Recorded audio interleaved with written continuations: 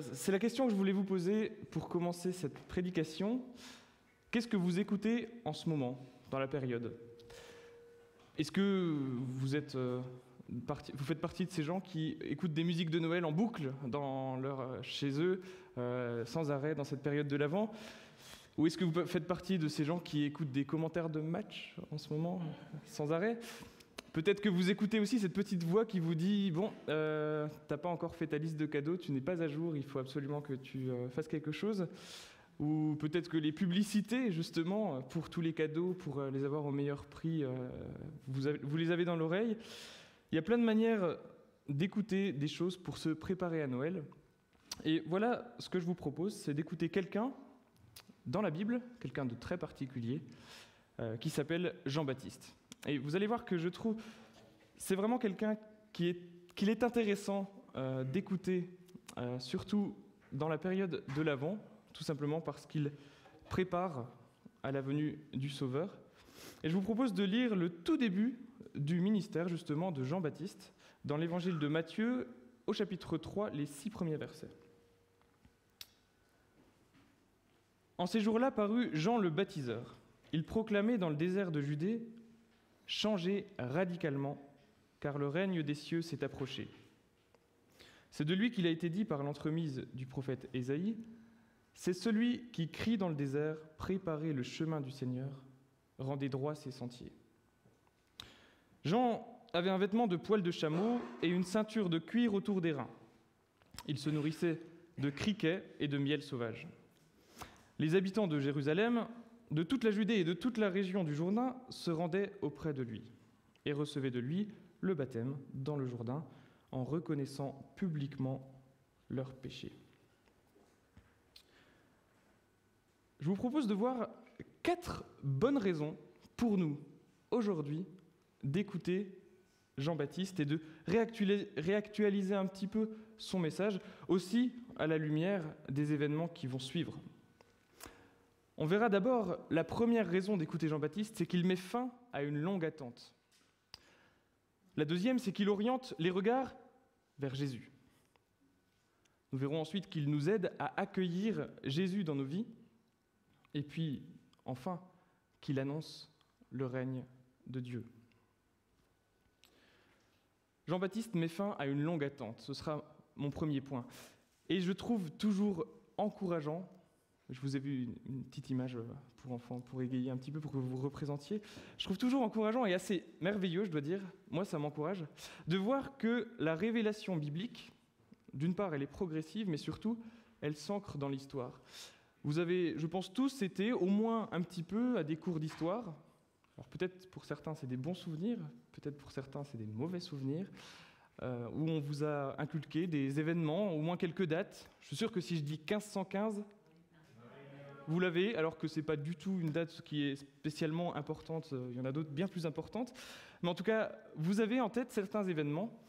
Et je trouve toujours très intéressant de voir que l'histoire de notre rédemption, l'histoire de mon salut, l'histoire de notre salut, s'ancre dans cette histoire avec ce point central qui est la venue de Jésus-Christ. Et c'est ce point central que nous fêterons dans quelques semaines à Noël. Jean-Baptiste, dans cette histoire, est un personnage vraiment charnière. Vous voyez tout ce que c'est qu'une charnière, un objet qui fait le lien entre deux choses, qui les articule entre elles, deux choses qui ne sont pas forcément pareilles, mais qui les articulent entre elles. Jean-Baptiste, il est charnière entre l'Ancien Testament, qui est le temps de l'attente, et avec le Nouveau Testament, qui est le temps de l'accomplissement. Pourquoi c'est un personnage charnière ? Pourquoi il met fin à une longue attente ? Eh bien, d'abord, pour essayer de comprendre ça, et de voir que cette attente, ce n'est pas juste une demi-heure, c'est plusieurs siècles. On va faire un rapide retour en arrière, très rapide, je vous rassure. Le peuple d'Israël a été choisi il y a plusieurs siècles par Dieu pour témoigner au monde de qui il était. C'est le peuple qui a reçu plusieurs promesses de la part de Dieu, et le peuple avec lequel Dieu, surtout, a conclu une alliance, qu'on appelle l'Ancienne Alliance. Et puis ce peuple, dans son histoire, a été bien souvent, et parfois très gravement, infidèle envers ce Dieu qui l'avait choisi. Et ce peuple d'Israël a été souvent attaqué, parfois assiégé, parfois même exilé, persécuté. Dans toutes ces périodes troublées, Dieu, dans sa grâce, a envoyé des prophètes. Les prophètes, ils appelaient le peuple à changer de voie. Si vous lisez dans les prophètes, il y a souvent même des accusations et puis des jugements peut-être à venir. Changez de voie, changez de voie. Et ce message, parfois, même plutôt souvent, avait assez peu de succès. Et puis les prophètes ne s'arrêtaient généralement pas là. Il y avait aussi des paroles d'espérance, comme par exemple des annonces de restauration. Et puis aussi des annonces d'un libérateur, d'un Messie, un roi qui viendrait apporter un salut définitif cette fois, un salut avec une portée bien plus universelle, un salut pour toutes les nations. On voit même dans Jérémie 31, par exemple, que ce libérateur, ce Messie, viendrait instaurer une nouvelle alliance. Donc on a ces promesses, ces prophètes qui disent ça de temps en temps, des annonces pleines d'espérance qui font attendre le peuple. L'autre chose qui nous montre que Jean-Baptiste met fin à cette longue attente, c'est que lui-même a été annoncé par des prophètes. 700 ans avant, à peu près, on trouve dans Ésaïe, le prophète Ésaïe, au chapitre 40, à partir du verset 1, une parole de consolation pour le peuple, où vous allez voir qu'il y a un verset normalement qui devrait nous sauter un petit peu à l'oreille. « Consolez, consolez mon peuple, dit votre Dieu. Parlez au cœur de Jérusalem, criez-lui que son combat est terminé, qu'elle s'est acquittée de sa faute, qu'elle a déjà reçu du Seigneur le double de ce qu'elle méritait pour tous ses péchés. » Quelqu'un crie dans le désert, « Frayez le chemin du Seigneur, aplanissez une route pour notre Dieu dans la plaine aride. Que toute vallée soit élevée, que toute montagne et toute colline soient abaissées, que les reliefs se changent en terrain plat et les escarpements en vallons. Alors, la gloire du Seigneur se dévoilera et tous la verront ensemble. C'est la bouche du Seigneur qui parle. » Vous avez reconnu le verset, je vous ai un petit peu aidé en le soulignant. Il est assez frappant de voir que ce verset-là, ce n'est pas seulement Matthieu qui envoie l'accomplissement dans Jean-Baptiste, mais bien les 4 évangélistes. Les 4 évangélistes sont unanimes, ce verset-là parle de Jean-Baptiste. Et cette précision d'ailleurs dans le désert, on voit dans le désert, et Jean-Baptiste proclame effectivement dans le désert comme nous l'avons vu, nous fait vraiment sentir, ça y est. Vous voyez l'idée ? Une attente et ça y est, le temps de l'accomplissement. Il y a d'ailleurs d'autres annonces dans l'Ancien Testament de Jean-Baptiste que je ne vais pas cataloguer ici, mais voilà, le tournant est arrivé. Jean-Baptiste, quand les évangélistes montrent que c'est Jean-Baptiste qui est cette personne qui crie dans le désert, frayez le chemin du Seigneur, ça y est, quelque chose va se passer. Et puis enfin, on a une dernière chose qui nous fait sentir que Jean-Baptiste est un personnage charnière entre les 2 testaments, c'est que Jean-Baptiste, dans nos Bibles, on le trouve dans le Nouveau Testament. Il ouvre généralement les 4 évangiles, et pourtant, Jean-Baptiste, il cumule les attributs des prophètes de l'Ancien Testament. Par exemple, sa description physique. Vous vous êtes sûrement déjà demandé, mais pourquoi on insiste sur sa description physique, surtout que ce n'est pas un bel uniforme.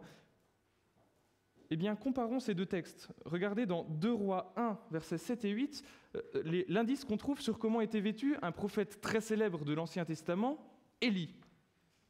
Akazia, donc un roi, leur dit « Quelle allure avait l'homme qui est monté à votre rencontre et qui vous a dit ces paroles ?»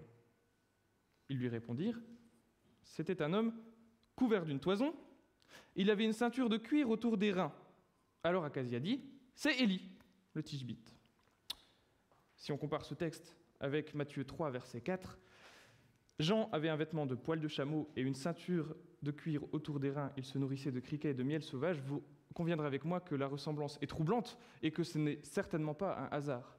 D'ailleurs, les parallèles entre Jean-Baptiste et Élie, j'aurais pu en lister d'autres.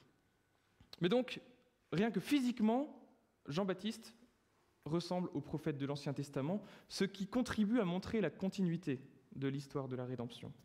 On le voit aussi d'ailleurs par son mode de vie.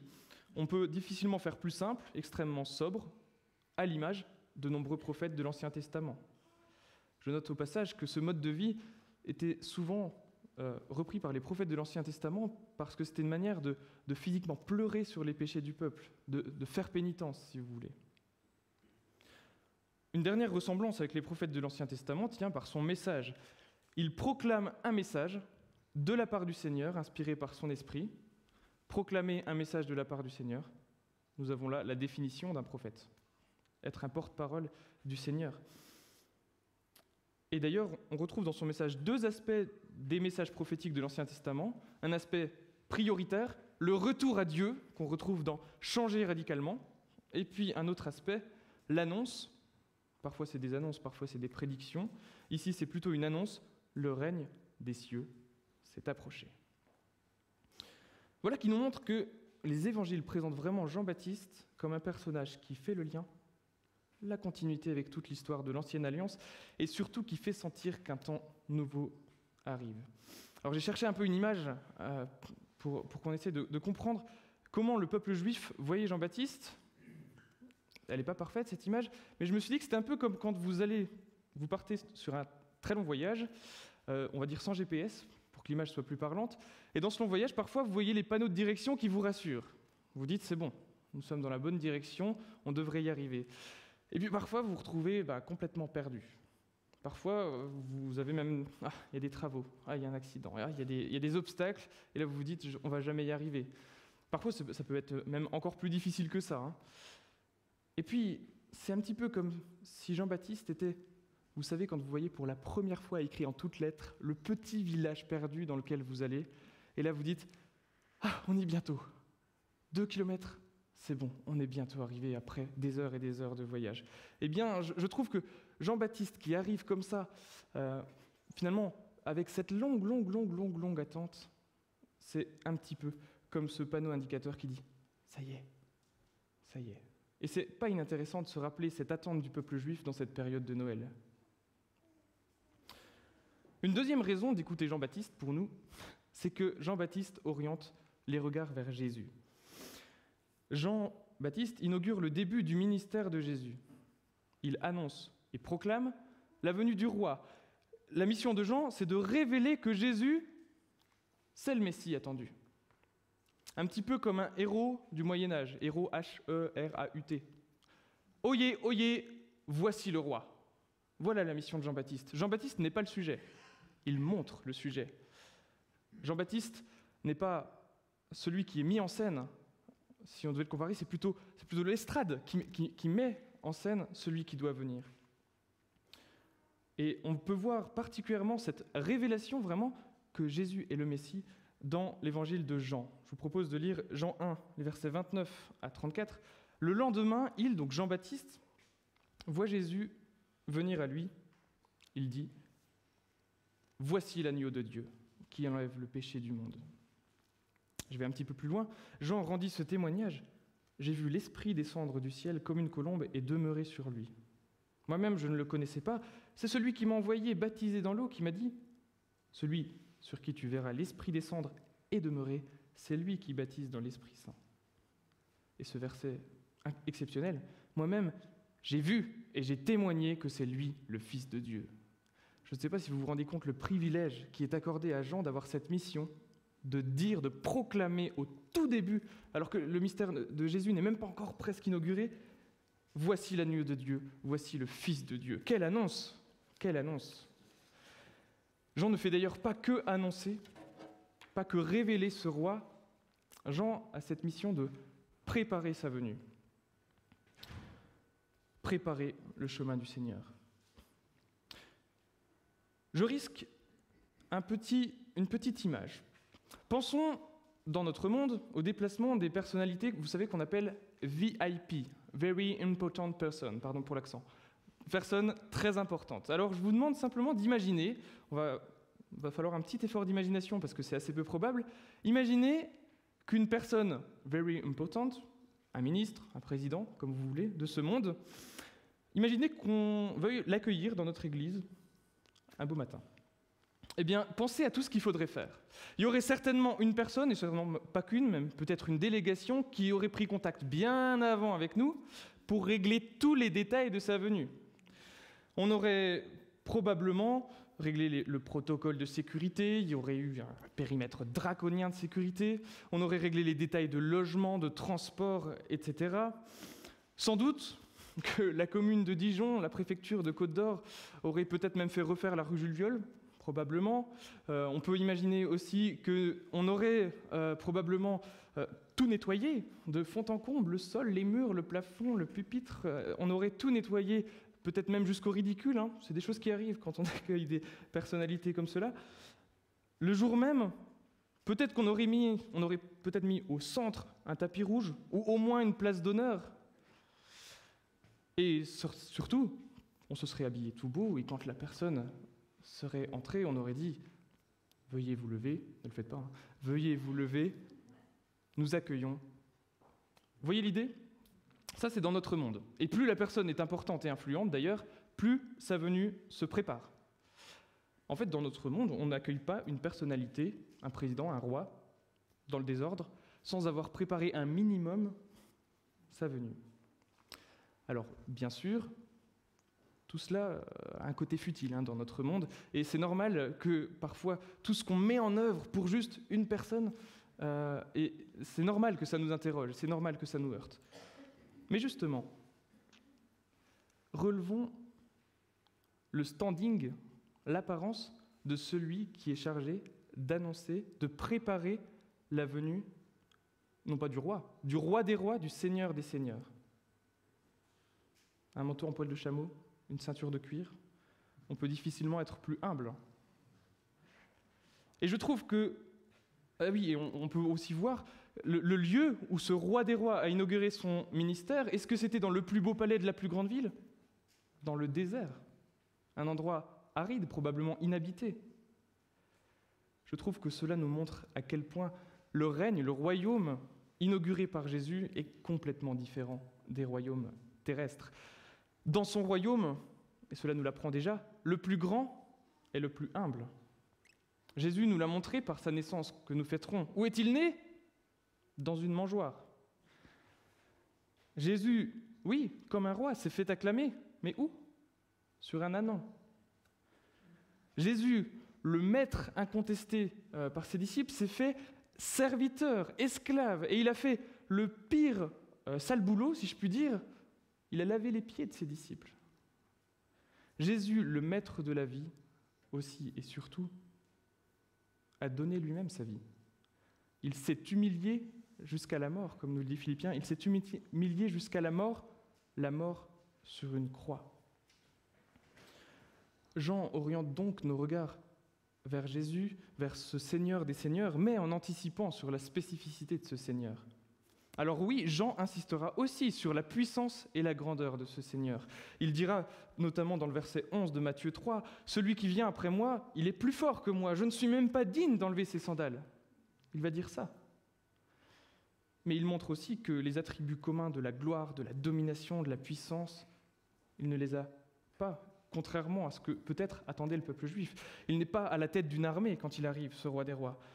Et déjà dans la proclamation de Jean-Baptiste, et ça je trouve ça très frappant, nous voyons que ce Seigneur vient pour se sacrifier, pour donner sa vie par amour.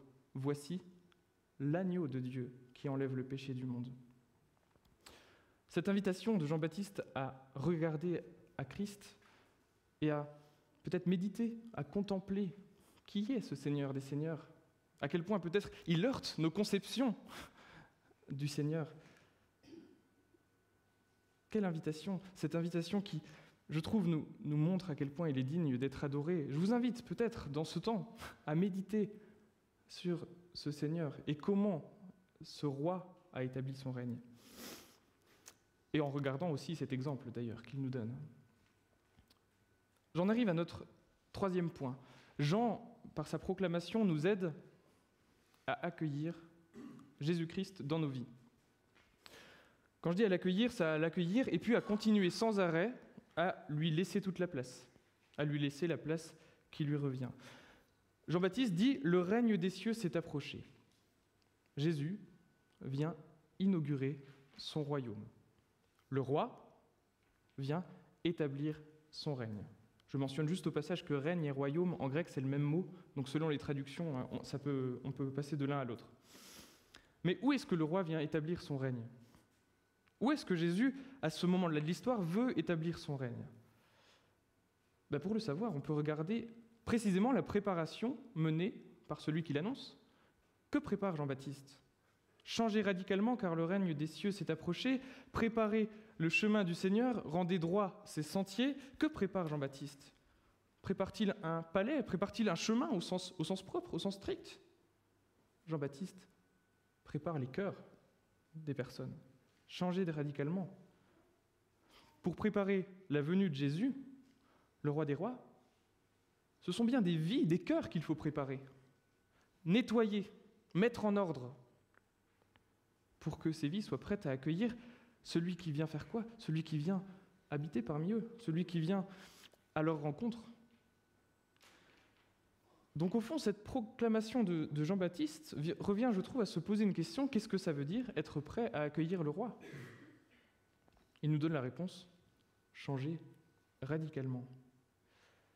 Changer radicalement, deux mots qui sont parfois traduits par « convertissez-vous », par « repentez-vous ». L'idée, c'est vraiment le changement de direction, faire demi-tour. Rendez droit le chemin du Seigneur. Et je trouve intéressant qu'en français, l'expression « être droit », ça veut dire être honnête, être juste, être vrai. Être quelqu'un de droit, c'est quelqu'un d'authentique, quelqu'un de vrai. Et l'inverse, quelqu'un qui suit des voies tortueuses, ça se dit aussi en français, c'est quelqu'un qui est malhonnête, qui cherche à cacher les choses. Vous voyez l'idée. J'ai lu récemment, un peu sans préparer ce message, un peu par hasard, dans Osée 14, « Les voies du Seigneur sont droites, les justes y marcheront, mais les transgresseurs y trébucheront. » Les voies du Seigneur sont droites. Il recherche des cœurs intègres. Et pour marquer ce changement radical, que fait Jean? Comme son nom l'indique, il baptisait.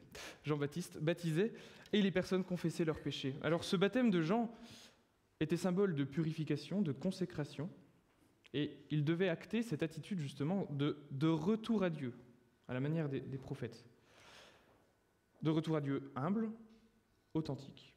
Mais Jean-Baptiste lui-même disait que son baptême était incomplet, était insuffisant. Mais son baptême préparait. Et pourquoi il préparait? En fait, le cœur, la clé pour comprendre, je trouve, c'est que par ce baptême et son message, Jean appuie là où ça fait mal. En fait, il invite ses auditeurs à se reconnaître pécheurs, à confesser leurs péchés. C'est ça qu'il fait, leurs manquements, leurs faiblesses. Et en faisant ça, il montre, d'ailleurs comme les autres prophètes avant lui, que ce peuple pécheur, infidèle, qui n'arrive pas à être fidèle par ses propres forces, qui n'y arrive pas, ce peuple a désespérément besoin d'un sauveur. Eux n'y arrivent pas, ce peuple a désespérément besoin que Dieu agisse. Le salut ne peut pas venir de ce peuple infidèle, le salut ne peut venir que de lui. Et il vient. Voilà la proclamation de Jean-Baptiste. C'est un petit peu comme il est nécessaire de voir à quel point je suis dans l'obscurité pour voir que j'ai besoin de lumière. Le peuple n'arrive pas. En faisant ça, il montre que ce peuple est pécheur et infidèle et que le salut ne peut pas venir de lui, que ce peuple a besoin d'un sauveur et que ce sauveur vient. Ce qui nous amène à cette annonce du règne de Dieu. En annonçant le règne de Dieu, Jean montre d'une part que Jésus est le roi, que Jésus est tout simplement Dieu lui-même qui vient inaugurer son règne dans le monde. C'est un moment si important. Nous avons du mal à en mesurer l'importance, nous pour qui on connaît ces histoires, mais par la venue de Jésus, sa vie, son ministère et surtout sa mort et sa résurrection, le règne de Dieu fait tout simplement irruption dans le monde. Et il est intéressant de voir que Jésus va reprendre lui-même, quasiment mot pour mot, au début de son ministère, la proclamation de Jean. Dans l'évangile de Marc, chapitre 1, les versets 14-15, nous lisons « Jésus vint en Galilée, il proclamait la bonne nouvelle de Dieu et disait « Le temps est accompli et le règne de Dieu s'est approché. Changez radicalement et croyez à la bonne nouvelle. » On retrouve ici la confirmation que Jésus est venu accomplir. Le temps est accompli. On retrouve ici la venue du règne de Dieu dans le monde. Et on retrouve aussi la nécessité du changement radical, de la repentance. Mais si vous avez été attentif, il y a une nouveauté, et pas des moindres. Jésus proclame la bonne nouvelle de Dieu. Et le commandement de Jésus, c'est deux choses liées entre elles. Il n'y a pas que le changement de radical, changez radicalement et croyez à la bonne nouvelle. Et c'est là où ça change tout. Quelle est cette bonne nouvelle ? C'est que Jésus est venu pour apporter le salut. Jean-Baptiste avait montré que nous, que l'humanité, donc vous, moi, nous avions désespérément besoin d'un sauveur. La bonne nouvelle que Jésus proclame, c'est que Jésus est ce sauveur, qui par sa mort et sa résurrection a vaincu la mort et nous guérit de nos péchés. Croire à la bonne nouvelle change tout. Un texte qui synthétise un petit peu cela, c'est Romains 1, les versets 2 à 6. Dieu avait promis cette bonne nouvelle depuis longtemps dans les Saintes Écritures par l'intermédiaire de ses prophètes. On retrouve tout ce que je vous ai dit en première partie, c'est cette attente. Dieu avait promis cette bonne nouvelle depuis longtemps par l'intermédiaire de ses prophètes. Elle se rapporte à son Fils, notre Seigneur Jésus-Christ. En tant qu'homme, il était descendant du roi David, mais selon l'Esprit Saint, il a été manifesté Fils de Dieu avec puissance quand il a été ressuscité d'entre les morts. C'est Paul qui parle, il dit « Par lui, Dieu m'a accordé la faveur d'être apôtre pour l'honneur du Christ, afin d'amener des gens de toutes les nations à croire en lui et à lui obéir. » On retrouve les deux aspects. Vous en êtes aussi de ces gens-là. Vous que Dieu a appelés pour que vous apparteniez à Jésus-Christ. Vous en êtes aussi de ces gens-là. Vous que Dieu a appelés pour que vous apparteniez à Jésus-Christ. Croire à la bonne nouvelle, c'est appartenir à Jésus-Christ. Lorsque nous croyons en lui et que nous lui obéissons, nous lui appartenons. Et c'est ainsi que nous participons, et c'est une formidable nouvelle, au règne de Dieu aujourd'hui. Par le moyen de cette foi dans la bonne nouvelle de la grâce de Dieu en Jésus-Christ, nous pouvons vivre rien de moins qu'une nouvelle vie. Et alors, nous pouvons véritablement changer radicalement. Jean-Baptiste montrait la nécessité du changement radical. Jésus le rend possible par sa vie en nous, par son esprit, par lui, parce que nous le laissons vivre en nous. Alors, nous pouvons un peu plus lui ressembler. Le baptême que nous pratiquons est celui qui est institué par Jésus. Le baptême institué par Jésus va plus loin que celui de Jean, c'est ce que je disais tout à l'heure. Parce que oui, il exprime notre repentance, notre conversion, mais il exprime surtout notre vie nouvelle, vécue en Jésus-Christ. C'est quand même différent. Par l'acte du baptême, d'ailleurs, nous, surtout quand nous le pratiquons comme ça par immersion, nous mimons la mort de notre vie qu'on vivait sans lui et notre résurrection, notre nouvelle vie en lui, habité de son Saint-Esprit, notre nouvelle vie avec lui. Et puis, j'en profite pour rappeler que le baptême que nous pratiquons exprime aussi, et ça fait le lien avec ce que Ken nous a apporté au début de ce culte, exprime aussi notre appartenance au peuple de Dieu, notre volonté de lui être fidèles ensemble. Et ça a un nom, ça s'appelle l'Église. L'Église, c'est-à-dire nous avons donc cette grande responsabilité, nous qui appartenons à Jésus-Christ par cette nouvelle identité. Cette grande responsabilité d'incarner le règne de Dieu aujourd'hui dans le monde.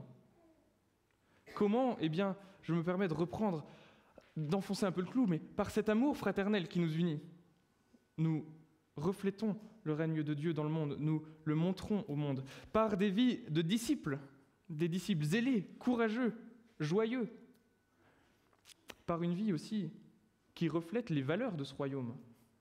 Tiens, c'est quoi les valeurs de ce règne, de ce royaume ? Eh bien, nous en avons déjà vu une qui est importante dans ce texte, l'humilité, à l'image de celle de Jean-Baptiste et aussi à l'image de celle de Jésus, notre exemple.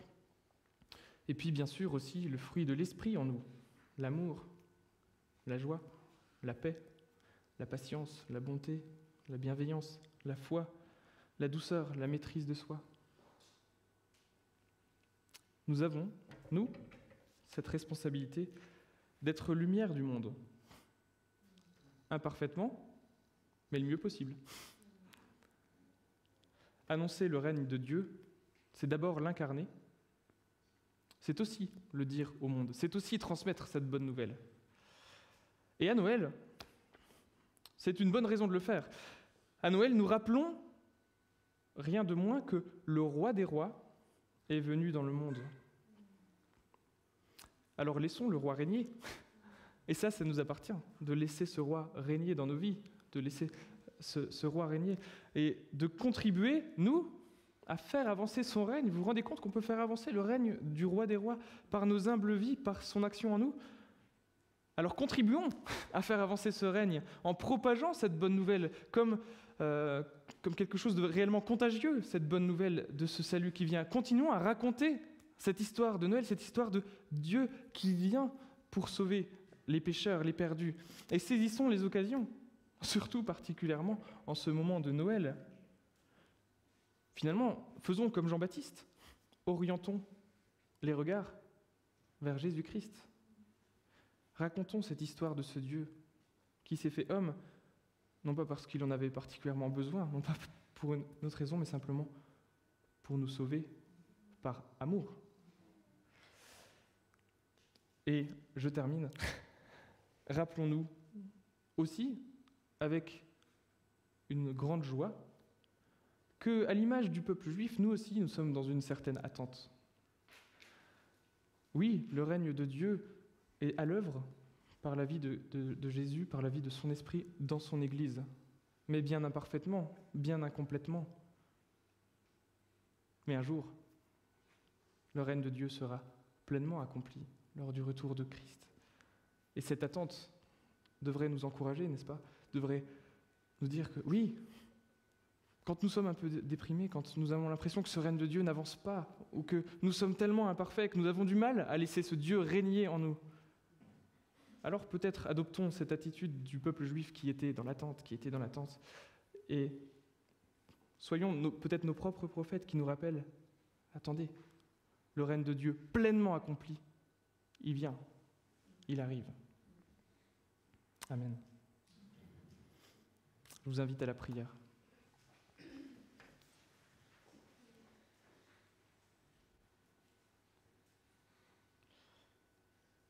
Oui, Seigneur, nous nous rappelons, particulièrement dans ce temps, que ton règne s'est approché.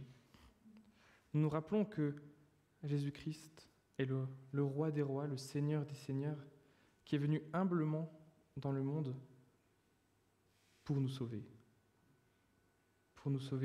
de notre orgueil, de notre péché et de la mort, pour nous offrir ce salut. Et Seigneur, qu'avons-nous à faire d'autre que de l'accepter, que de lui obéir? Et Seigneur, aide-nous à te laisser régner dans nos vies. Nous te reconnaissons comme roi, aide-nous à le manifester par notre vie, par nos actes qui t'honorent, toi notre roi. Aide-nous à vivre en toi et à propager cette bonne nouvelle que le roi des rois est venu pour sauver, que le roi des rois règne déjà et qu'il reviendra pour établir pleinement, complètement, parfaitement son règne. Seigneur, je te prie d'encourager chacun de mes frères et sœurs, notamment ceux qui sont découragés, peut-être ceux qui se sentent pleins de zèle aussi, de les encourager à te laisser encore plus régner, à se laisser encore plus remplir de ton esprit pour que cette bonne nouvelle, ce règne continue d'avancer, continue de se répandre et que cela fasse ta joie. Seigneur, nous voulons en cette période aussi te rendre la gloire qui t'est due, toi notre roi. Vraiment que la gloire te revienne, Seigneur, pour le siècle des siècles. Amen.